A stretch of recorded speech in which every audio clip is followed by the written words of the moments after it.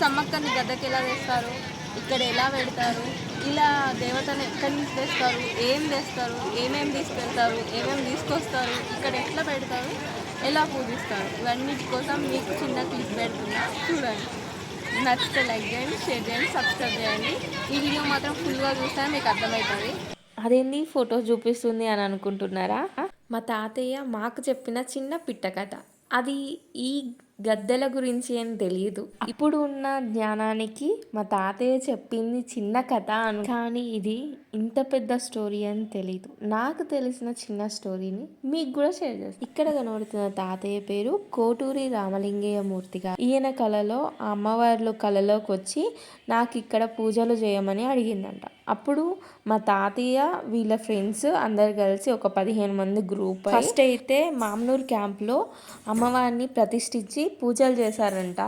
ఆ తర్వాత ఏం జరిగిందో ఏమైందో తెలియదు కానీ దామెరగుట్ట దగ్గర మళ్ళీ సెకండ్ టైం నిలిపారు. ఇప్పుడు కూడా ప్రజెంట్ మనం చూస్తున్న ఈ పండుగ మొత్తం దామెరగుట్ట దగ్గర. తర్వాత అమ్మవారిని ప్రతిష్ఠించడానికి ఒక స్థలం కావాలి. ఆ స్థలాన్ని దాతగా ఇచ్చింది క్రీస్తు శేషులు బైరి బాలదాసు గారు. ఇప్పటికీ కోడూరి రామలింగయ్య మూర్తి గారి ఇంటి నుంచే గద్దెల వరకు అమ్మవార్లు వస్తారు. తిరిగి వాళ్ళ ఇంటికి మళ్ళా తీసుకెళ్ళి అప్పచెప్తారు. నాకు తెలిసిన చిన్న పిట్ట కథ మీకు చెప్పా.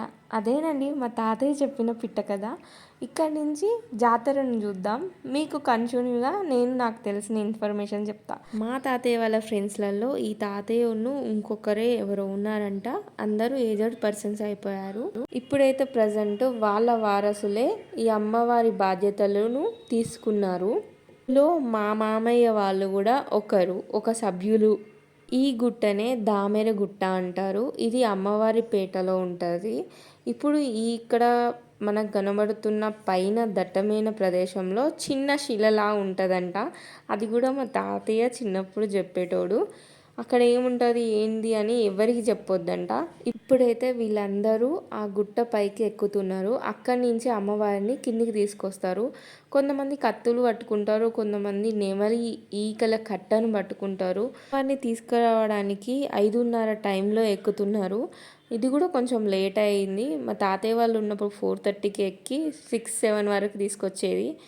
ఇక్కడ వీళ్ళిద్దరిని ద్వారపాలకులు అంటారు. వీళ్ళు కొండను అమ్మవారి కిందికి వచ్చే వరకు ఎవరిని ఎక్కకుండా చూసుకోవడం వీళ్ళ బాధ్యత.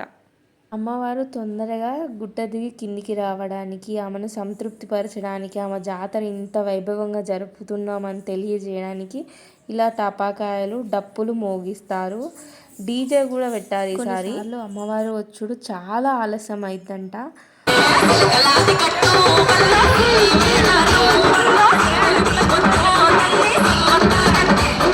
అమ్మవారు ఒకరిని ఆవాహన చేసుకొని ఆమె కోరికలు వాళ్ళందరికీ చెప్తుంది. వాళ్ళు సమ్మతమే అని అంటే మేము అది ఎంత తీరుస్తామనగానే అలా కొండ దిగి వస్తుంది. ఆవాహన చేయడం అంటే అమ్మవారు పూనడం.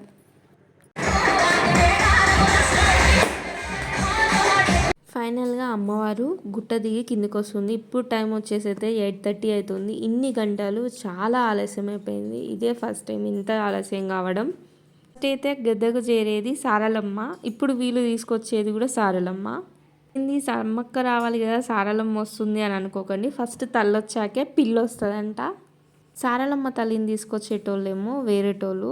రేపు మా మామయ్య వాళ్ళ గ్రూపు అంటే అప్పుడే మా తాతయ్య వాళ్ళు ఉన్నప్పుడే వీళ్ళు గ్రూపుగా విడిపోయి సారలమ్మను ఒకరు సమ్మక్కను ఒక గ్రూప్ తీసుకొస్తారు అని వాగ్దానం చేసుకున్నారంట. అంటే వీళ్ళ తదనంతరం ఏం గొడవలు కాకుండా ఉండడానికి అమ్మవారిని తీసుకొచ్చేయడానికి వెళ్ళిన అందరి శరీరం అసలు సహకరించదంట కొండ దిగడానికి. వీళ్ళను ఇంకొకరు కిందికి దించుకొని రావాల్సిందే.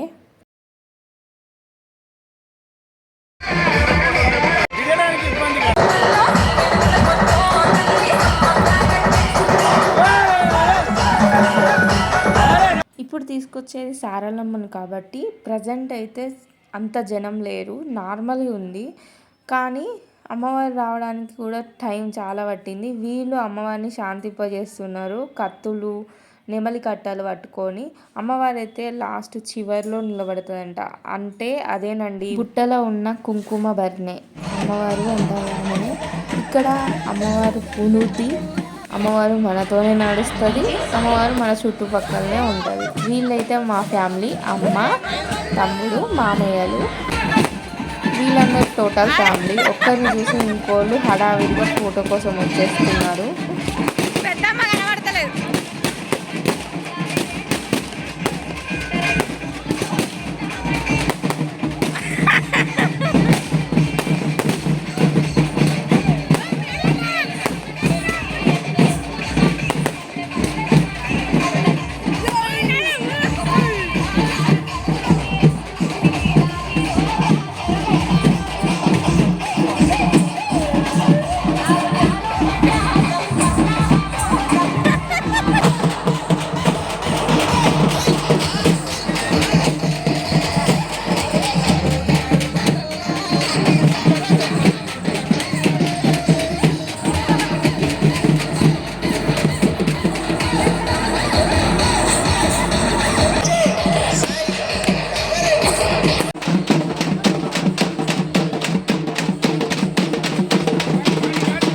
ఇట్లా అమ్మవారిని అంగరంగ వైభవంగా గద్దెల వరకు తీసుకొస్తారు.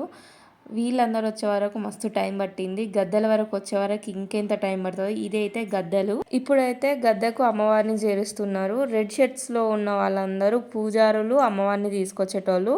ఎల్లో కండువలో ఉన్నోళ్ళు కమిటీ మెంబర్స్. ఇప్పుడైతే ఇది గవర్నమెంట్ కింద పడింది. అప్పుడైతే మా తాతయ్య వాళ్ళు ఉన్నప్పుడు ప్రైవేట్ కింద ఉండేది. అప్పుడు ఇంత స్ట్రిక్ట్గా లేకపోయేది. ఈ కడ్డీలు, జాలీలు ఇవన్నీ లేదు. జస్ట్ గద్దె మాత్రమే ఉండేది. ఆ గద్దెను ఈ రెడ్ షర్ట్స్లో ఉన్న వాళ్ళే చూసుకునేది. అందులో ఏమైనా కానీ జాతరకు సంబంధించిన అన్ని పనులు అన్నీ వీళ్ళే చూసుకునేది. ఇప్పుడు మాత్రం గవర్నమెంట్లో పడ్డది కాబట్టి ఇంత స్ట్రిక్ట్గా అయిపోయింది. ఇప్పటివరకైతే సారలమ్మ గద్దెకు వచ్చింది కదా, రేపు ఈ టైంకి సమ్మక్క కూడా గద్దెకు వస్తుంది. ఆ అమ్మవారు ఎలా వస్తుందో చూద్దాం. ఇది నెక్స్ట్ డే ఈవినింగ్ 6:30కి వీడియో. అప్పటికే అక్కడ తప్పాకాయలు కాలుస్తున్నారు. ఈరోజు నేను వెళ్ళలేదు. మా తమ్ముడు, మా అమ్మ, మా మామయ్య వాళ్ళు వెళ్ళారు. జస్ట్ నేను ఇక్కడనే ఉన్నా. చాలామంది వచ్చారు. రష్ బాగుంది. ఫుల్ మంది ఉన్నారు. సారలమ్మ గద్దెకు వచ్చిన రోజు కన్నా సమ్మక్క గద్దెకు వచ్చిన రోజు చుట్టుపక్కల ఉన్న పల్లెల నుంచి ప్రజలు తండోపతండాలుగా బండ్లు కట్టుకొని ఇక్కడ దర్శనం చేసుకోవడానికి వచ్చారు.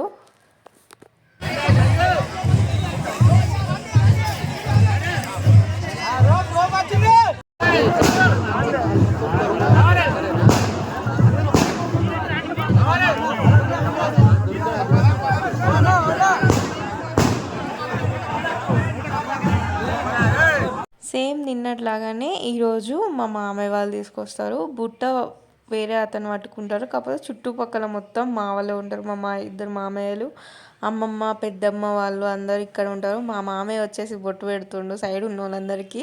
నాకే ఎవరు పెట్టలేదు. చిన్న మామయ్య వచ్చేసి బుట్ట పట్టుకున్న పక్కన అతని దగ్గర ఉంటాడు.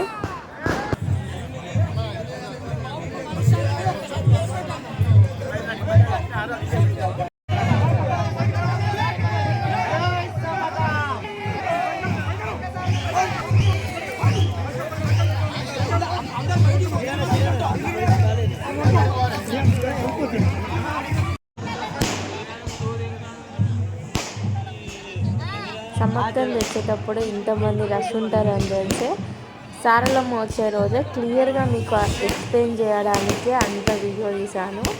సమ్మక్క గద్దెకు వస్తుంది కాబట్టి 1000 వాళ్ళ వేసేసిళ్ళు మొత్తం. ఈసారి డీజే లేదు అమ్మవారిని తీసుకొచ్చేటప్పుడు. నిన్న డీజే ఉంది. పోలీసు వాళ్ళు కూడా ఇప్పుడు స్ట్రిక్ట్గా ఉంటారు. లాఠీ చార్జ్ చేస్తారు. వాళ్ళకి అన్ని ఆర్డర్స్ ఉంటాయి. ఇప్పుడు కొట్టడానికైనా తిట్టడానికైనా. అందుకనే లోపలికి మనుషులను ఎవరిని అంటే బయట వాళ్ళని ఎవరిని పోనీయకుండా ఇలా థ్రెడ్ కట్టేసి వాళ్ళను ఆ సర్కిల్లో ఉంచేసిళ్ళు. బయట నుంచి వెళ్ళేటోళ్ళని లోపలికి అసలు అలౌ లేదు.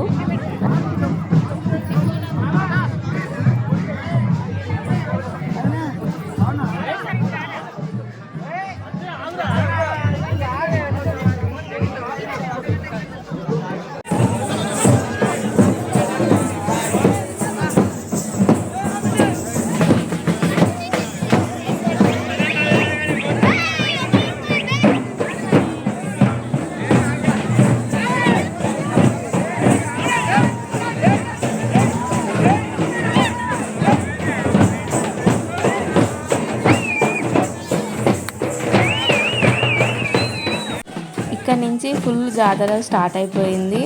మొత్తం జనంతో నిండిపోయింది. ఇంకా పెద్ద మేడారం టైం కన్నా ఇది వెనకాల అవుద్దంట. ఈసారి రెండు ఒకేసారి అయ్యే వరకు జనం రాలేదు, సగం వరకే వచ్చారంట. ఇంకా వాళ్ళందరూ వస్తే ఇంకా ఫుల్ రచ్చ ఉండేదని అనిపించింది. వీళ్ళకే మాకు అసలు ఊపిరి మెసరలేదు.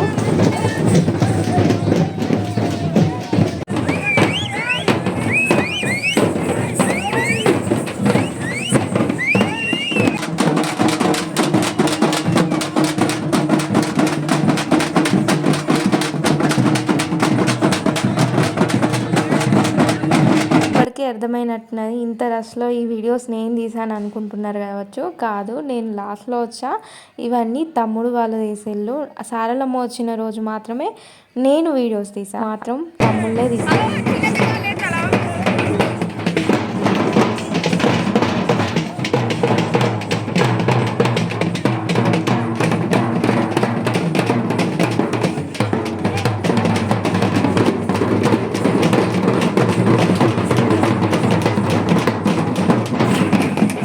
వీడియో చాలా లాంగ్ అవుతుందని కొంచెం పెట్టా. సేమ్ సారలమ్మ ఎలా వచ్చిందో సమ్మక్క కూడా అలానే వెళ్తుంది.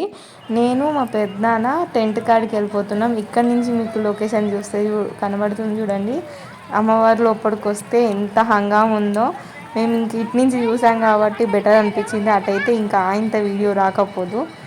ఫైనల్గా అయితే ఇలా ఎక్కేసి ఇల్లు లోపలికి అమ్మవారిని అలానే పెట్టేస్తారు. సేమ్ నేను ఫస్ట్ చూపించినట్టు వీళ్ళు వరకే గద్దెక్కుతారు. అంతేనండి, సమ్మక్క సారక్క ఇలానే గద్దెక్కుతుందని మీకు క్లారిటీగా అర్థమైందని అనుకుంటున్నా.